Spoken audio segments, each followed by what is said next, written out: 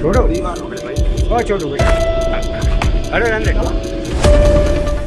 পবিত্র রমজান মাসে মসজিদে নামাজ শেষে জাকাত সংগ্রহ করতে আসা বাবার বয়সী 3 মুসলিমকে মার করেছে উগ্রবাদী হিন্দু যুবক। এই সময় বিনা অপরাধে তাদের একের পর এক থাপ্পড় মারা হয়।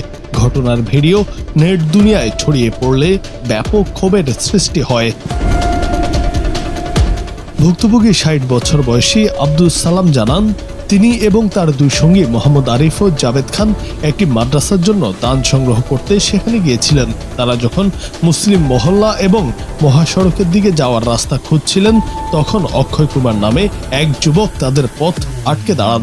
অভিযোগ উঠেছে, অক্ষয় তাদের নাম জিজ্ঞেস করার পর জাভেদ খানের টুপি খুলে নেন এবং তাদের মারধর করেন। এমনকি ওই 3 ব্যক্তি প্রাণ ভয়ে পালিয়ে যাওয়ার চেষ্টা করলেও অভিযুক্ত যুবক প্রায় 500 মিটার পর্যন্ত গালাগাল করতে করতে তাদের ধাওয়া করেন।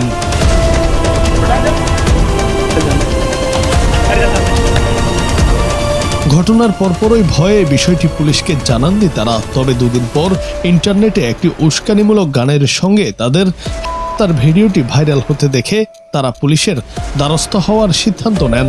আব্দুল সালাম বলেন, পোশাক বা ধর্মীয় পরিচয়ের ভিত্তিতে এভাবে কাউকে হত্যা করা অত্যন্ত নিন্দনীয় এবং তিনি এর সুষ্ঠু বিচার দাবি করেছেন।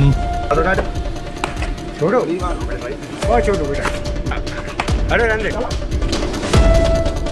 এদিকে ভারতের উত্তরপ্রদেশের এই ভিডিওটি ছড়িয়ে পড়ার পর রাজ্যের সংখ্যালঘুদের নিরাপত্তা নিয়ে প্রশ্ন তুলছে মানুষ। ইতিমধ্যে এই ঘটনার সঙ্গে জড়িত এক যুবককে গ্রেফতার করেছে পুলিশ।